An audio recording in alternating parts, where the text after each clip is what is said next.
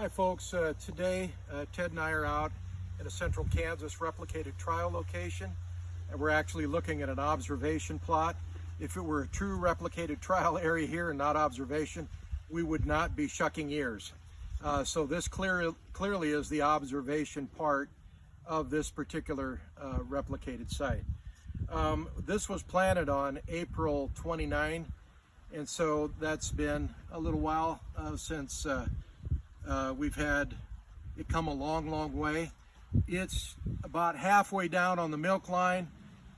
If you know what I'm talking about, if you were to break an ear in half and actually show the kernel, you would see the milk line was about halfway down. So it isn't quite black layered yet, but it doesn't have that far to go. This has come a long way.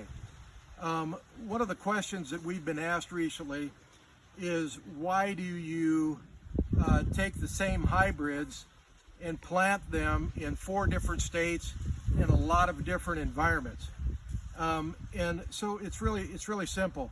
Is we want to see the trajectory or the trend line for every product, its versatility, whether we can be aggressive in moving a particular product into a specific geographic area, or whether we need to restrict it from that area, or whether it's good under irrigation or good under dry land, and all those things that we do. We see yields under all those conditions, and we see how they look in all those conditions as well, whether or not they're dying early, whether they're getting disease pressure, insect pressure, and the like. So those are the kind of things that we judge at these various replicated trial locations.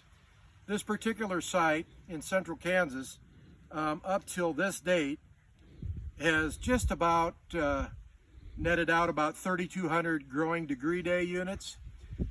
Growing degree day units, for those of you that don't know what that means, it's an idea of rapid heat and stress accumulation for a location. So 3,200 growing degree days is a fairly rapid onset of growing degree day accumulation, or rapidly accumulating growing degree days. Growing degree days is basically taking the high temperature and the low temperature, averaging those and dividing them by 2, and then subtracting 50, which is a low temp base, and then some take it all the way to 96 degrees, some take it at 90 degrees on your high. But essentially, here at this location, we've been accumulating at a rate of just a shade under 27.5 growing degree days per day. Now at the same location, we've only gotten 11 inches of rainfall from the time we planted. So a lot of that came in a couple of bigger rains, and then there's been a lot of dry periods in between. And so that's an average just under 1/10 of an inch, or excuse me, 1/100th of an, 9/100ths of an inch per day. So the corn plant at this stage of the game is still up about 30/100ths of a day usage. So this is under Furrow irrigation, and it's a good thing because it's kept this plot in pretty good health overall. We do go north up into northeast Nebraska.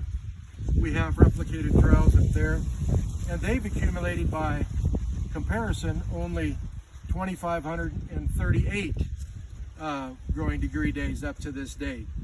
And so they oftentimes plant a little bit earlier, and so using the same planting date of April 25th, which is what I use to calculate this growing degree day accumulation for this area, you can see they're about 600-700 growing degree days behind.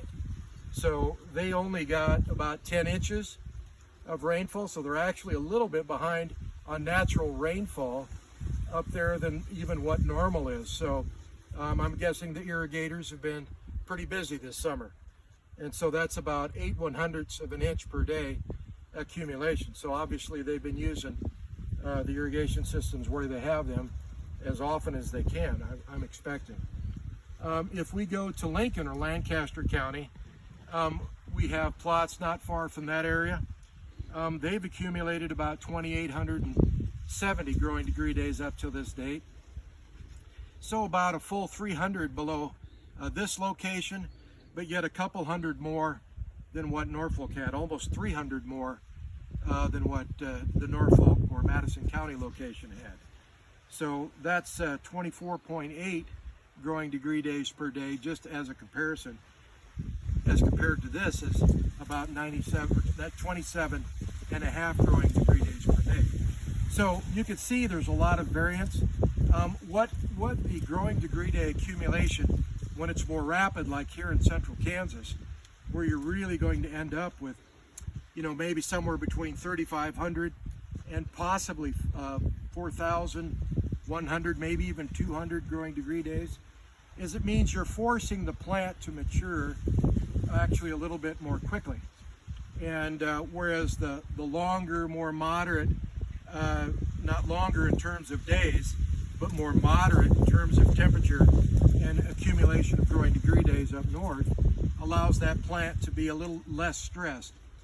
And so when it's all said and done, the necessity of testing in all those locations give us a sense on what the plant, what the hybrid is capable of doing.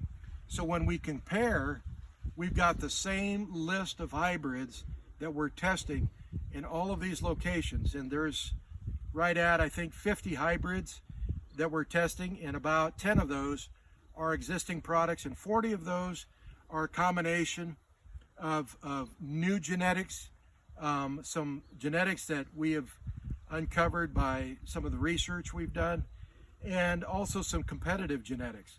And so it'll be very interesting to see how everything comes out. But today's date is August the 20th, and it's in the low 90s, I believe, right now. So, and plenty of humidity in the air, but it's a nice day to be in the cornfields nevertheless. So folks, with that, we look forward to seeing you the next time down the road. Take care.